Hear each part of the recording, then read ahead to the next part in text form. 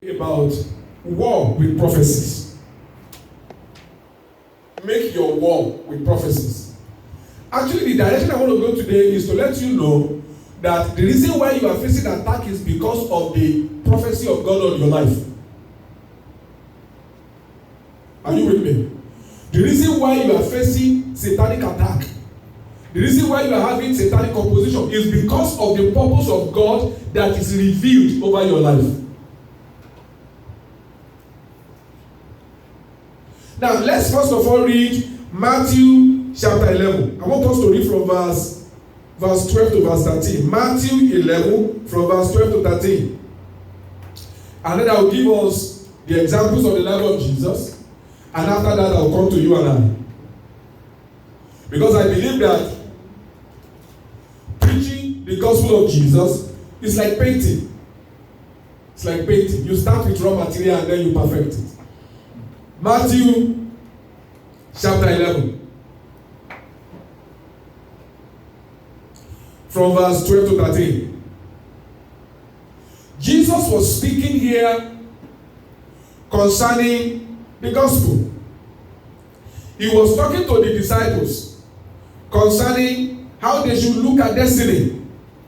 He was talking about John the Baptist, who was appointed from heaven to introduce him to the house of Israel. And he was trying to make, and when the disciples of John came to meet him and they said, our master asked us to ask whether you are the Messiah or there's some we should wait for someone else.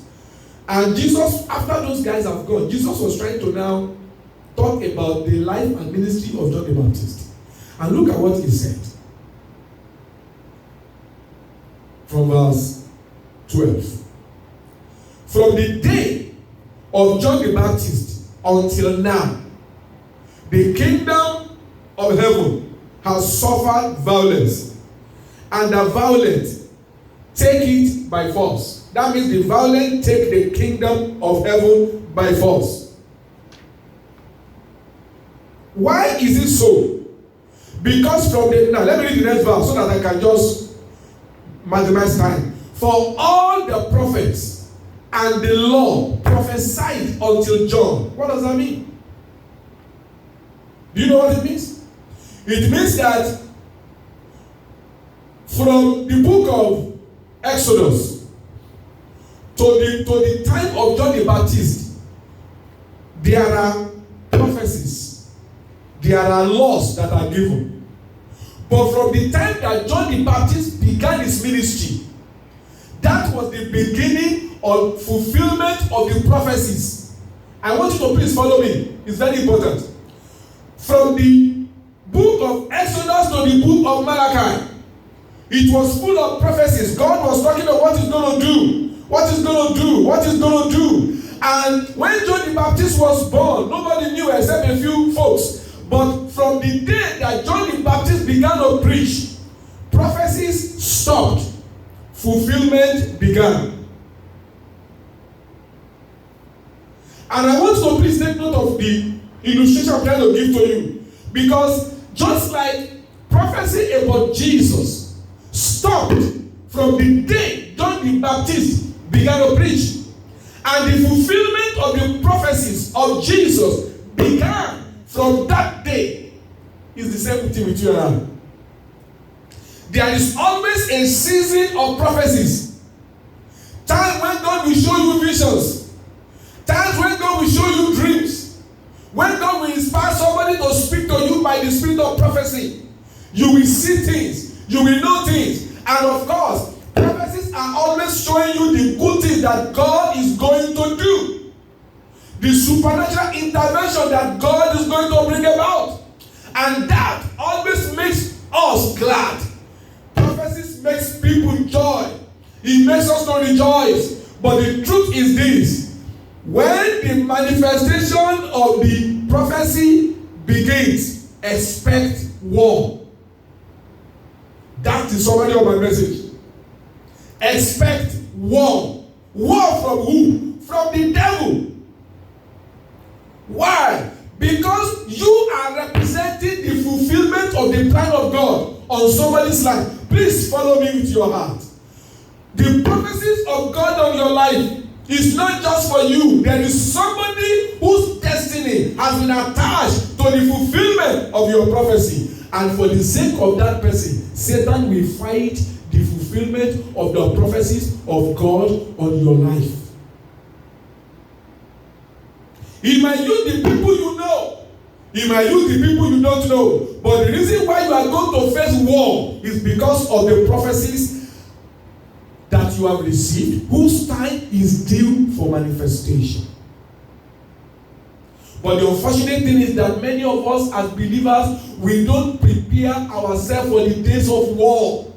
The truth is, check the New Testament. For we wrestle not against flesh and blood, but against principalities and powers, rulers of darkness of this age, spiritual wickedness in high places. There are always satanic forces that want to fight your destiny. Just please follow me with your heart. This message is very prophetic. It has divine purpose. There is something about this message. Let me tell you one thing. Each of us have a particular prophecy that God has spoken about our lives. And based on that prophecy, there's an anointing that has been deposited upon your destiny to be able to fulfill that prophecy. However, you will discover that there are different levels in life. Some people, the kind of satanic composition that we have is a local satanic composition. Why? They have a localized prophetic anointing. But some people, we have global. People who have global prophetic destiny, they are faced with principalities and powers and rulers of darkness in high places. Why? Because of the level of their prophetic destiny. Are you with me?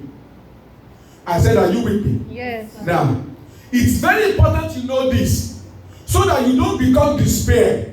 It's very important to know this so that you can prepare yourself for the day of war. It's very, very important you know this because your future depends on it. It's very, very important to understand this because the future of at least one more person that you probably have met right now or is going to meet you in the future, the destiny of that person is very connected to your own victory. Are you with me? Yes, sir. When we look at the book of Matthew chapter 2, look at what the angel of God told Joseph, the father of Jesus Christ. Matthew chapter 2 from verse 13 to verse 16. I want us to read it because you see from the days of John the Baptist, there is fulfillment of prophecy. From the days of John the Baptist, the law and the prophets stopped and fulfillment started. And from that time, the kingdom of heaven suffered violence. You ask me the question, why does the kingdom of heaven suffer violence? Because in Colossians chapter 1, in verse 12 and verse 13, we are told that Jesus is the head of the kingdom of God. And so, strike the shepherd and the sheep will scatter. Strike the head and the followers will scatter. Satan targeted Jesus. And when he was targeting Jesus, he was targeting you. Because he knows that if he can strike Jesus and kill him, you will never be born again. I will never be born again. Go and check the book of Revelation. It is there. The Bible says that the dragon brought forth a lot of water from his mouth to swallow the mother and the baby. And the mother grew a wing and fly. And then the Bible says that child was kept. And Satan became angry and began to fight against those who will believe in the Son. Are you with me? Yes. Don't look at your destiny as an ordinary one. Oh. There is nobody in the kingdom of God with an ordinary destiny. If it is just the destiny of your child, somebody's destiny is connected to your destiny. Hallelujah. My daughter was asking me yesterday, we were watching a film, and then he's saying, how is it that what happened to the father is manifested upon the life of the children? And then she answered by herself, oh, just like when a person is a pastor, the anointing of God will anoint the children also to operate in supernatural abilities. Of course.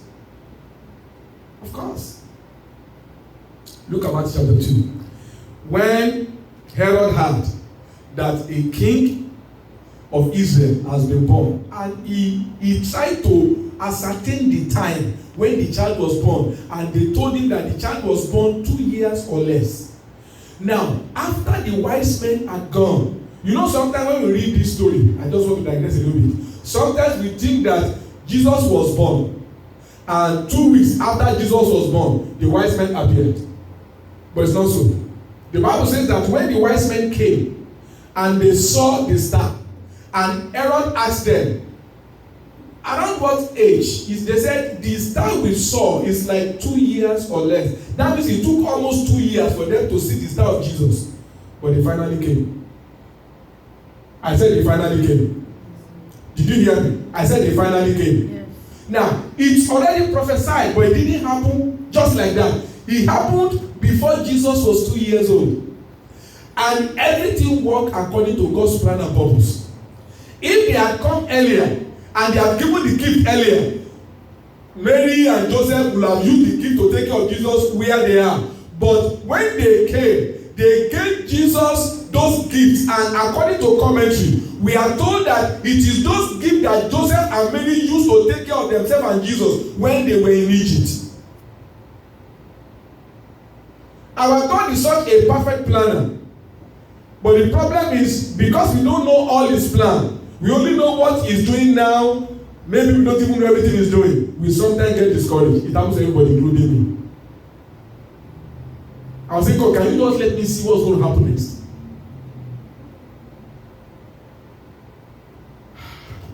So, when the wise men left Herod, the angel of God appeared to them and said, though you have located the child, you know where the child is, don't tell Herod. He's sick to kill the child. And the Bible said that, look at verse 13.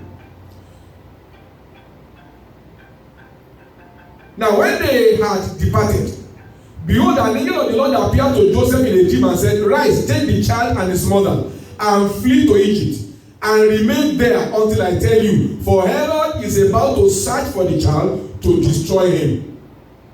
Why does Herod want to destroy the boy? The glory that the boy carries. The boy is introduced as the king of Israel. That's the glory he carries. You look at the small boy, he can't even help himself. He has to rely on the mom to put bread in his mouth. But he already carries the glory of the king of Israel. And Herod knows, listen to me well, Herod knows that it is easier to terminate a glory when it has not formed yet. That's why, look at the next verse. And he arose and took the child and his mother, and they depart from Egypt and remained there until the death of Herod. Do you hear what I'm trying to say now? When you read from verse 16, the Bible says that when Herod, when he saw that he had been tricked by the wise men, he became furious, and he sent and killed all the male children in Bethlehem and in all that region who were 2 years old or older, according to the time that he had ascertained from the wise men. Are you with me? Yes. Now, Herod, it was the spirit of the devil that was steering him up. For God's sake, the boy is less than 2 years. Before the boy becomes the age of 18, you will have died. Your son will have been on the throne. But you see, there's this hatred that Satan has against men and women of destiny. Are you with me? I said, are you with me? Yes, sir. Good. Now, let's go to Matthew chapter 4. Of course, you know that one, but let's go there. In Matthew chapter 4, the Bible said to us, let's go to Matthew chapter 4 and verse 1. Look at what the Bible says.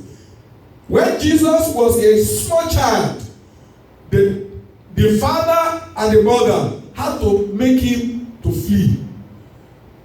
But when it was the age of 30, it was inevitable that he has to face the enemy of his destiny by himself. And that's where we have problem in the body of Christ. Everybody wants the pastor, the prophet, the apostle to always be there to protect them. It's good. God will allow that within a particular time. But the problem is that God wants his people to grow up.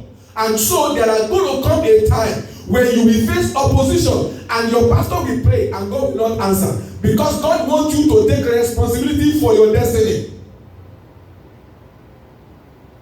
Are you with me? Look at verse 1. Matthew chapter 4 verse 1. Then Jesus was led up by the Spirit into the wilderness to be tempted by the devil.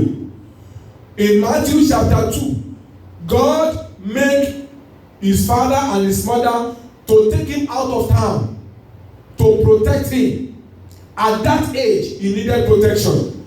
But at this time, when he's about to start to fulfill his destiny, he needed to prove to the devil that you cannot have my purpose in life. You cannot truncate my destiny. God allowed him to be led into the wilderness by the Holy Ghost. And God allowed the devil to go and tempt him there.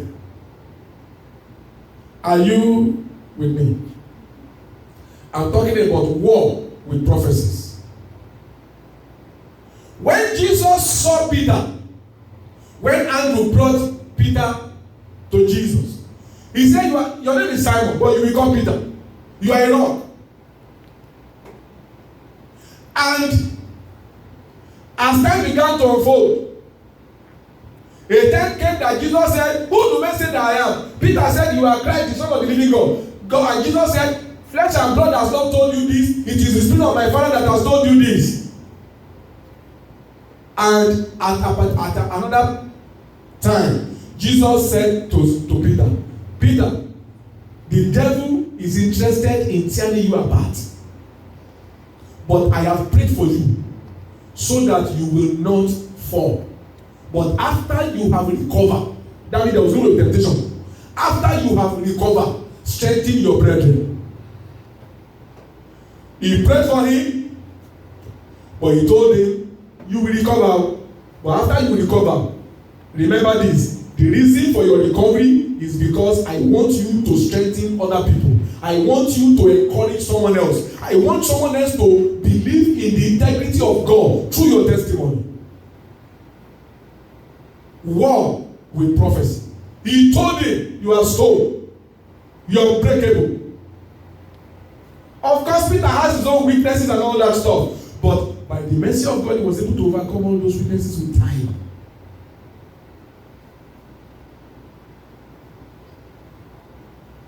From the time of John the Baptist, the kingdom of God suffered violence. Why? It was the beginning of the season of fulfillment of prophecy.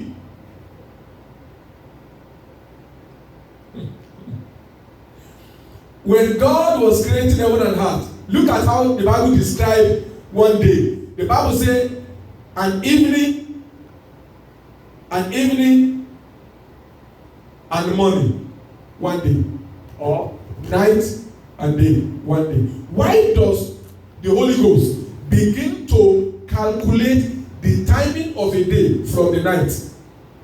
Why not night, morning and evening, one day? Why evening and morning, one day? You know why? Because weeping may endure for the night, but joy cometh in the morning. Weeping will come before the joy. It is the season, is the way God created life. When a baby is born, look at me, and that baby did not cry at birth, what will the nurses or the maid do? They will until the child cry. Why? You are meant to cry when you enter the world. That is a sign that you have come. But when you are about to die and you are shedding tears, people feel bad because they expect to smile when you are dying. Weeping and joy is the fullness of prophecy. Am I talking to somebody this morning? Now, because even the way I prepare is not the way I'm talking. Now, let's go to 1 Timothy chapter 1. I want to show you something there. 1 Timothy chapter 1 and verse 18. 1 Timothy chapter 1 and verse 18. The Holy Ghost was using Apostle Paul to talk to Bishop Timothy concerning what he ought to do with prophecy. 1 Timothy chapter 1 verse 18. Timothy, this child I entrust unto you. Timothy, my child. He was talking to Timothy, was giving him exhortation, encouraging him. He said, I'm giving you all this encouragement. Look at me. And Apostle Paul was saying, maybe you are wondering why I am telling you to be doing what you are doing. I am telling you to be doing what you are doing because I am mindful and I remember the prophecy that has gone ahead of you. And what I am doing is I am encouraging you to live your life in line with the prophecies that I have seen upon your destiny.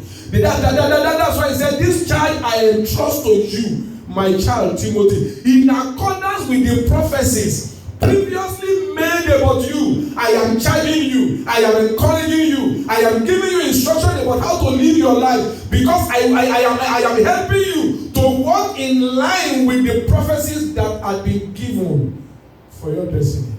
And why was he encouraging him? Let's read it again. This charge I entrust to you, Timothy, my child, in accordance with the prophecies previously made about you, that by these prophecies you may wage the good warfare.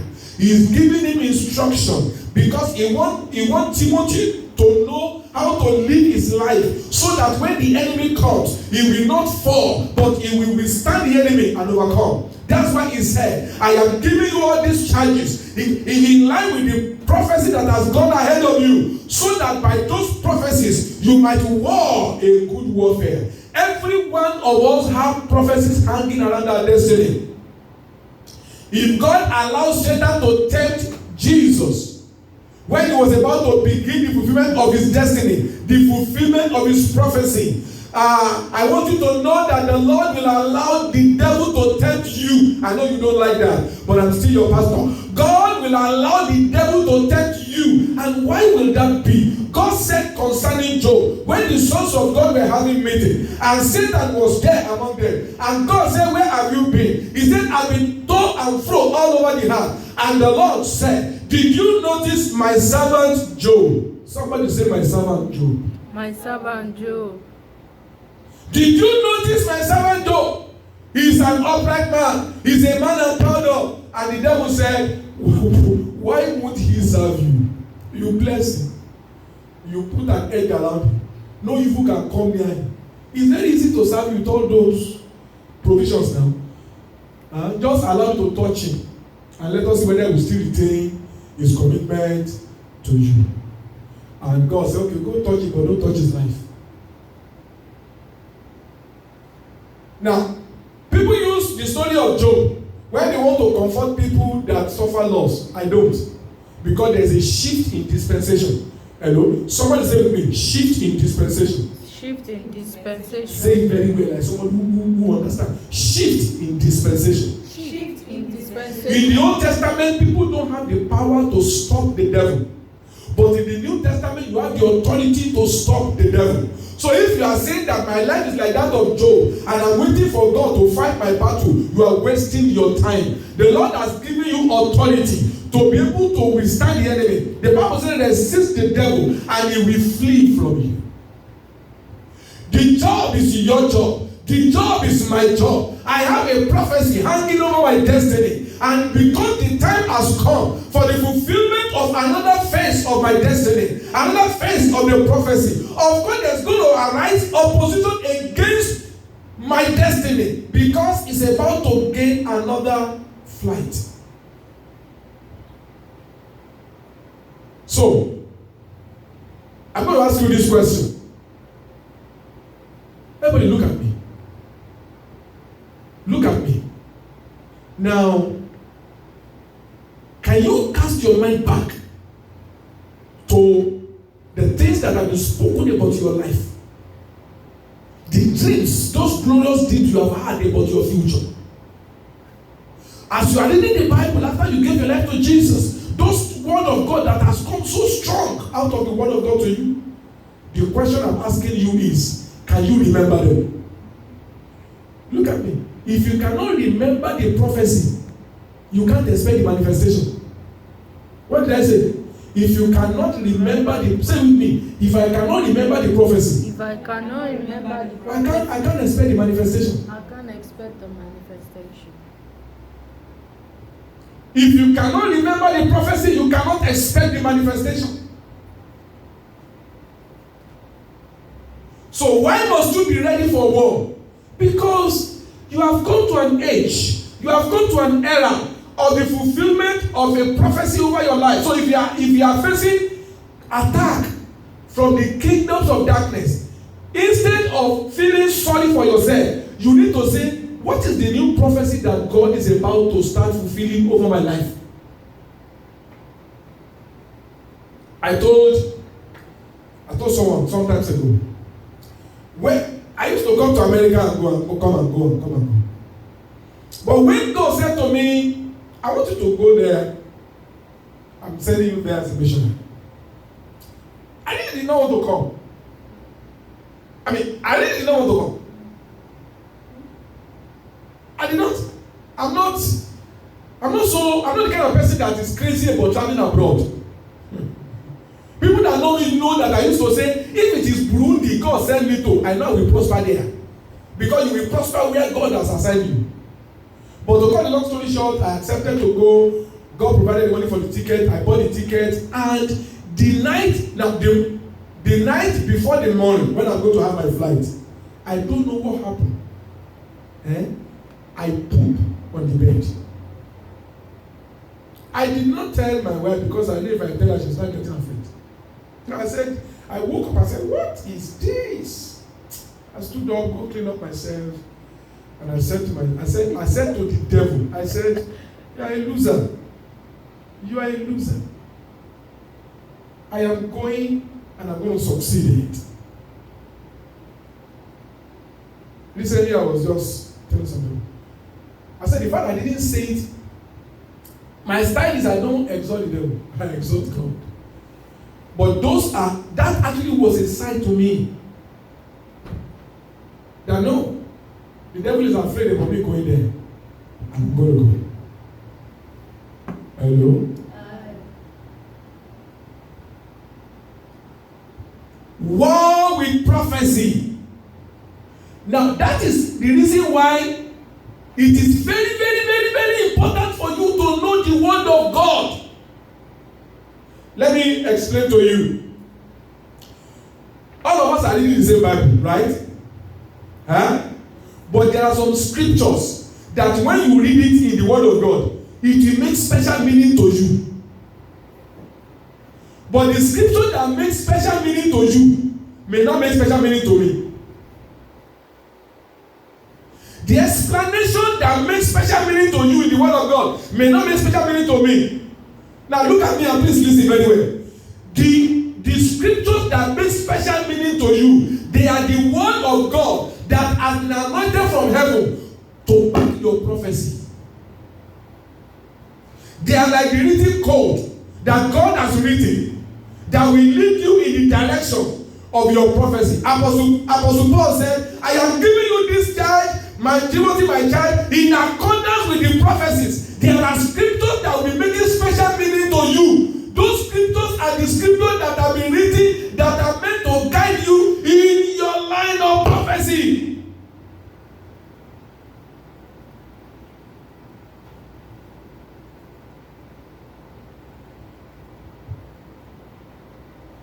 The last scripture, 2 Peter chapter 1. 2 Peter chapter 1 and verse 4.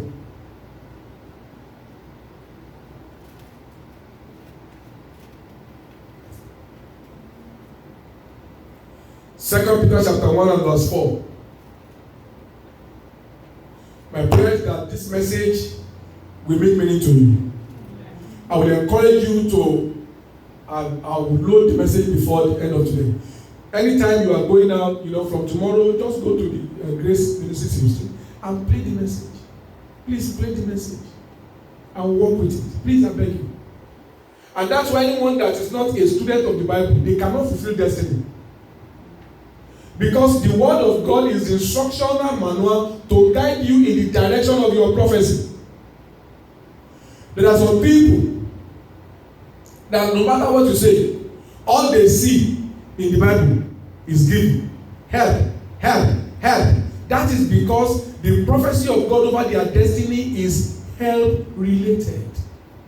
There are some people that, Every time they are reading the Bible, they just have this urge to preach, this urge to share the good news. I remember the Adelani. Every time I remember that man, it always amazes me. I will ask the Adelani to go and give exhortation about offering. He will open his Bible and will begin to talk about except the man be born again. We have to win soul. You know, I feel thrilled because all that man see in the Bible is to win soul. I have a friend in Nigeria, Reverend Yeri Otuji. Any scripture Reverend Yemi see and read is destiny and success. Even the one that I will see power. He will be talking destiny and success. And when you are following him when he's reading, what you will see is destiny and success. Why? Because all those scriptures are the scriptures that God has explained to him. Those are the scriptures that God has made special to him. Why? Those are the scriptures that will give him direction in the line of his prophecy. Are you with me? Oh my God, I pray you are. We have so many lazy people who are not fulfilling destiny, moving from one church to another. That pastor is not anointed. My prayer is not heard in that church. It is not the pastor. It is you. God is dealing with you. God wants you to grow up. God wants you to take responsibility.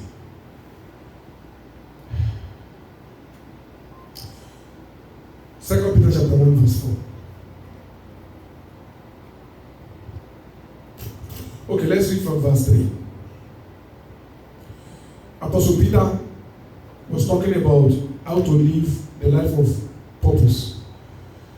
His divine power. Are you there? 2 Peter chapter 1 verse 3 and 4. His divine power has granted to us all things that pertain to life and godliness. But how will you get it? Through the knowledge of him who called us into his own glory and excellence. That's how you will gain access to those things. Look at verse 4.